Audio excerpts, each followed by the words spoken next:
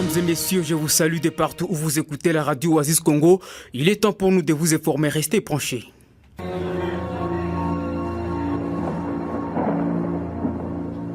Oasis, la météo. La prévision météorologique de ce dimanche 15 septembre 2024 se présente de la manière suivante en ville de Beni. La température maximale sera ressentie à 28 degrés Celsius et la minimale à 18 degrés Celsius. Le vent courra à 20 km par heure l'avant-midi en direction ouest et à la même vitesse l'après-midi en direction nord-ouest. Ce jour, le ciel sera nuagé accompagné d'orages et d'averses. Levé du soleil 5h53 et son coucher à 18h juste. La météo prévoit un moindre risque de pluie ce dimanche dans la ville de Beni. Prenez donc vos précautions.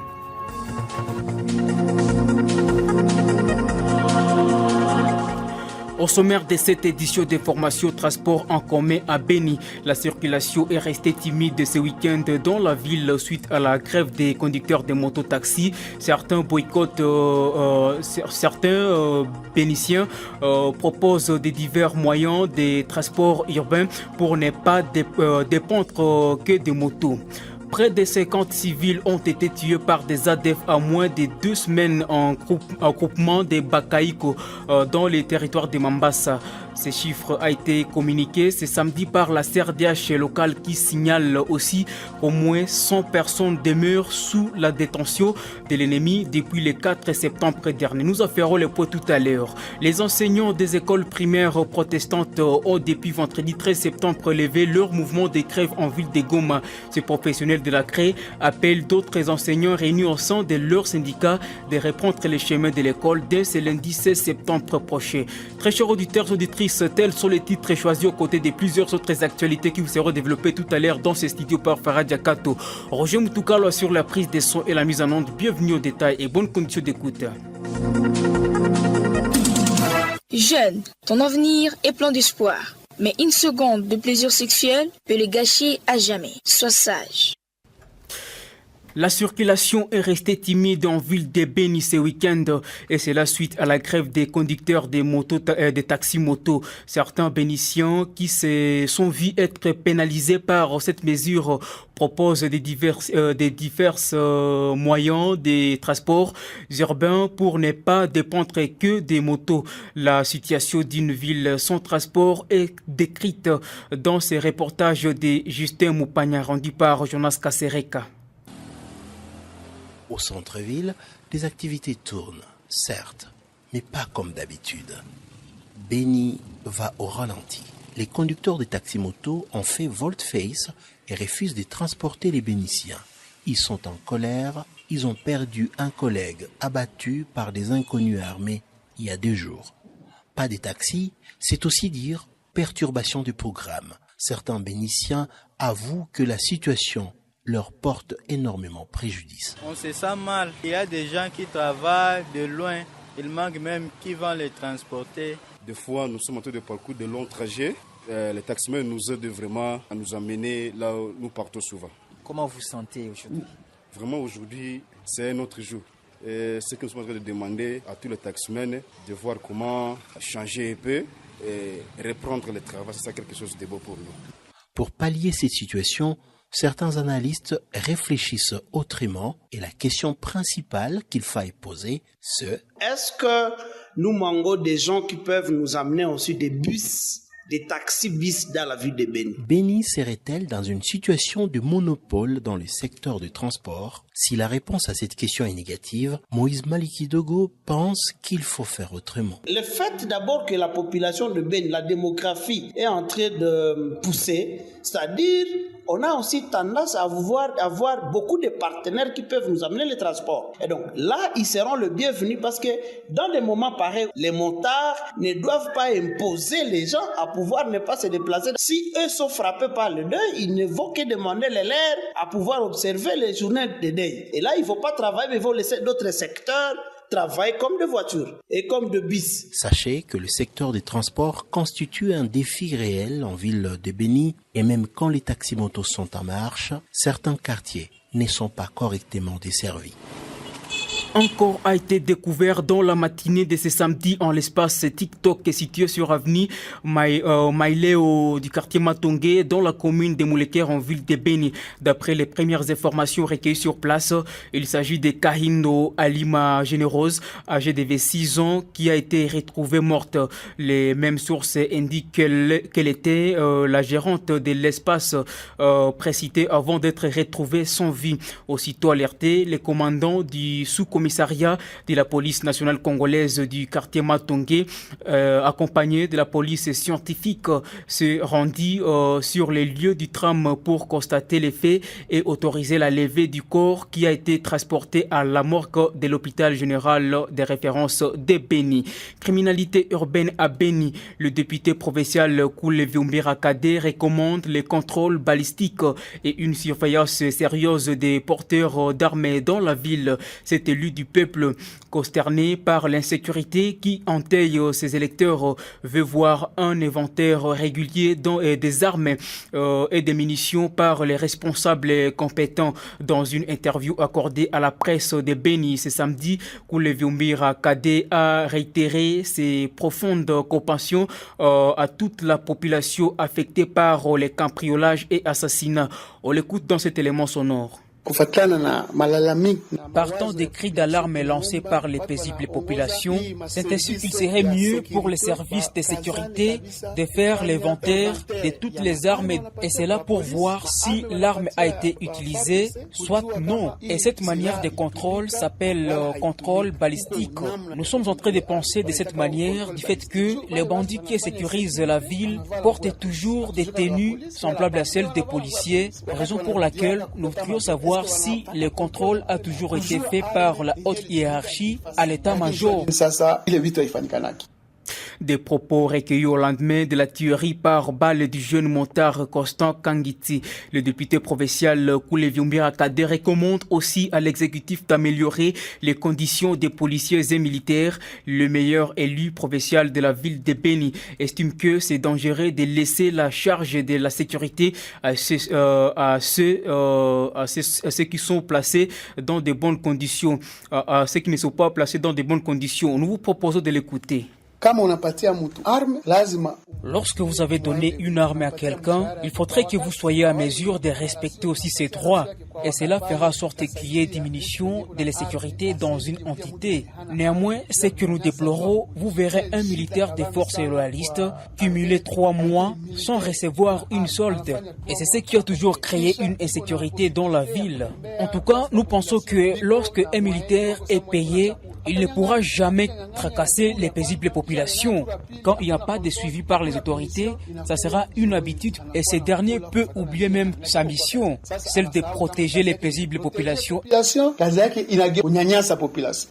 Rappelons que ces représentants du peuple a récemment saisi au travers d'une correspondance l'autorité provinciale du Nord Kivu pour lui faire part de la souffrance qu'endurent ses électeurs et réitérer sa détermination pour exercer une pression sur l'exécutif provincial afin que cette situation de sécurité soit définitivement endiguée. La société civile noyau de la localité Babila Bakaïko salue le déroulement des opérations conjointes FARDC UPDF contre les combattants ADF. Selon Kinos Katou, président de cette structure, la population doit capitaliser ces moments pour serrer une main forte au FARDC, secondé par les UPDF pour les retours de la paix dans cette contrée. On écoute Kinos Katou. Pour le moment, la situation sécuritaire à la localité de Babila Bakaïko, groupement de Batangimbao, secteur de Benimbao, est peu calme, compte tenu qu'on a déjà lancé les opérations, ça fait au moins 2 semaines qu'il y a une force conjointe IPDF FARDC sont en train de traquer totalement cet ennemi ADF qui endeuille la population. Seulement, nous sommes en train de déplorer le comportement de nos jeunes garçons qui se déguisent à Ouazalendo ou soit à Maïmaï, ils qui vont protéger la population. Ce n'est plus le moment de faire de telles choses. c'est le moment d'accompagner notre armée, c'est le moment de soutenir ces opérations afin que nous puissions avoir un paix durable dans notre localité de Babila-Bakay. Les activités vraiment sont positives puisque à nos propres yeux, nous avons vu les cadavres, plus de 20 ADF tués, nous avons vu les ADF rendus sont entre les mains de l'armée, plus de 15 rendus ADF. Ça c'est un beau résultat pour l'armée. C'est ce qu'on recommandait surtout à l'armée de faire.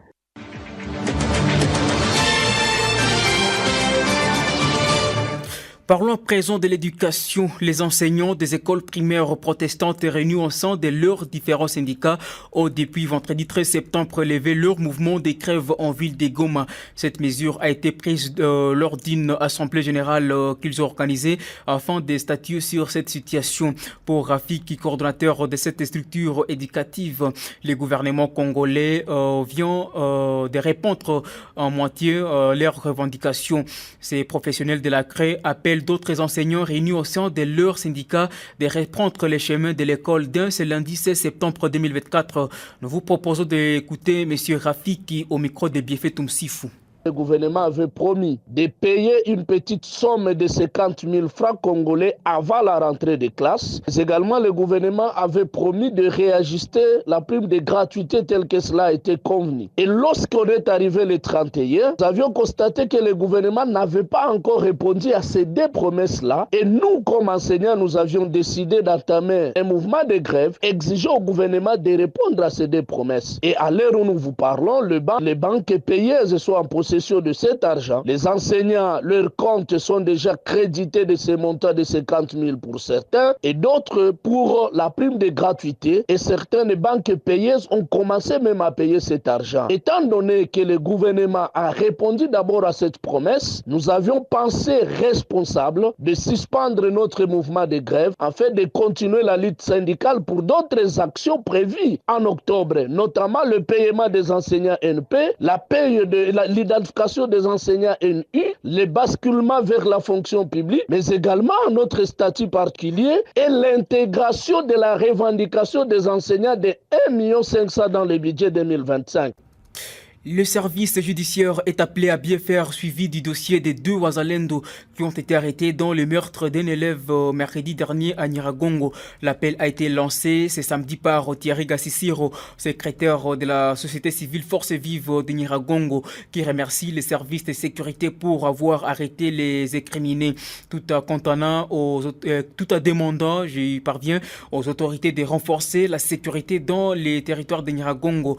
Ces 4 de la société civile émet le vœu de voir le faux Wazalendo être déniché et extirpé.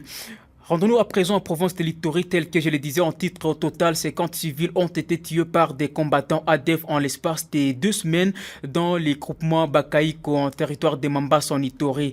Ce bilan a été communiqué ce samedi par Kras Kakine, secrétaire de la CRDH en chefferie de Babila Babombi. Selon cette structure, en plus de pertes en vies humaines, 100 autres personnes ont été prises en otage par ces combattants ADF lors de leurs différentes incursions, tout en condamnant cette série d'actes de sécurité dans cette partie du territoire national orchestré par les ADF. Grâce Kakine demande aux populations de quitter d'abord leurs champs se trouvant en profondeur et aux forces loyalistes d'intensifier les offensives contre cette faction rebelle. Écoutons Grâce Kakine dans cet élément. Depuis le 4 septembre 2024 au 14 septembre, voici au moins 14 jours après qu'il y avait une incursion des ADF dans le groupement Bakaïk. La CRDH vient de totaliser 50 personnes tuées et plus de 100 personnes emportées et les biais de la population emportée par ces ADF. Raison pour laquelle nous lançons l'appel à la population de quitter la brousse, de quitter ces endroits pour laisser le travail aux coalitions phares de CUPDF qui continue à traquer ces ADF. Nous appelons la population de quitter la brousse pour ne pas tomber sur les mailles de ses ennemis. Nous pouvons aussi collaborer avec l'armée et la coalition phare de CUPDF pour mettre fin à ce phénomène. Et pendant ce temps, ces ADF circulent toujours en électro libre dans cette partie du groupement Bakaïkou, à chefferie de Babila Babombi dans le territoire de Mambasa. Et nous venons de totaliser plus de 50 personnes tuées et plus de 100 personnes emportées et depuis le 4 septembre. Ce bilan est encore provisoire. Car l'ennemi est encore dans cette partie du groupement Bakaïko. Et pour terminer, une recrudescence des cas de banditisme à main armée s'observe ces jours dans la chefferie de Babila Babombi, territoire de Mambasa en Ituri. L'alerte est faite samedi par Jospin Mboa, coordonnateur de la nouvelle société civile congolaise à Mambasa, qui révèle qu'un agriculteur a été tiré une balle au village Mandondoma. Un bureau de l'ONG locale cambriolé par des hommes inconnus la nuit du vendredi à ce samedi dans cette partie de Mambasa. La personne ressource souhaite voir les services de sécurité bien sécuriser la population et de ses biens. Nous vous proposons de l'écouter dans cet extrait choisi par Justin Moupagna. Dans la nuit de ce vendredi au samedi, un agriculteur a reçu un coup de balle sur sa jambe droite vers 2 heures du matin. C'est dans le village Mandondoma, à quelques 2 kilomètres du chef-lieu du groupement Babila Teturi. Et heureusement pour ce dernier, il n'a pas trouvé la mort. Il est en train de suivre les soins au centre de santé de Teturi Centre. Et après leur opération, ces hommes armés, non autrement identifiés jusqu'à ce moment, se sont volatilisés dans la nature. Et de l'autre côté, à Biakato Centre, le bureau de l'ONG Intersos a été la cible des voleurs. Ces derniers ont réussi à emporter 2 matériels de sonorisation et ils ont vandalisé d'autres biens mobiliers de leur bureau. Et après leur opération, ils se sont de même aussi volatilisés dans la nature. Messieurs, mesdames, ce sera la fin de cette édition des formations mise en onde par Roger Moutoukalo. Mon nom est Farah Diakato. J'étais devant ce micro pour la présentation de cette édition des formations. Merci à toute l'équipe qui l'a rendu possible. Portez-vous bien.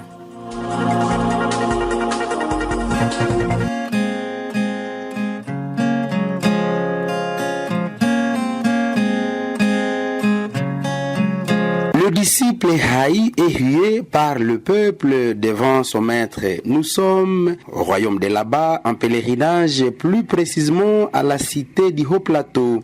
Hué, donc haï, haï, puis hué, nous ne savons pas bien ce qui vient après l'autre. Il se fait cependant que les 2 concepts s'interpénètrent et se complètent. Lorsque l'on est haï, l'on peut facilement être hué. Lorsque l'on est hué, donc, l'on est déjà haï. Bon, question d'analyse grammaticale. En effet, lorsque l'on ne sait plus analyser correctement les faits politiques, l'analyse grammaticale et phraséologique peut orienter la réflexion. C'est donc le cas avec le disciple du maître et pas n'importe lequel. Malheureusement pour les disciples, ces acolytes qui ne voient que l'argent autour de lui ne cessent de le tromper que non, celles et ceux qui ont hié ne constituent même pas le 1/100 des électeurs. Ah bon? Or, dans l'analyse grammatico-phraséologique ici citée, nous pensons à la notion de l'échantillon. Bien que ceux qui haïssent et qui ont fini par huer les disciples devant son maître ne constituent pas le 1/100 des électeurs, oui, mais ils sont tout de même un échantillon non négligeable. D'ailleurs, les disciples ont de la chance, encore que c'est un chrétien pratiquant. Car si ceux qui haïssent étaient venus nombreux à la parade du grand maître, le fait ne se limiterait pas à huer seulement. Il y aurait donc des projectiles jetés contre le célèbre disciple. Le pèlerin a fini par voir le maître en face et lui demander: pensez-vous encore à un siège dans la cité du Haut-Plateau avec votre disciple haï puis hié? Bien que reconnu éloquent, le grand maître s'est limité à dire: oh non, cher petit pèlerin, c'est ça la politique. Mon disciple m'a toujours dit qu'il est le meilleur, le mieux aimé dans son village. Je suis navré par cet acte.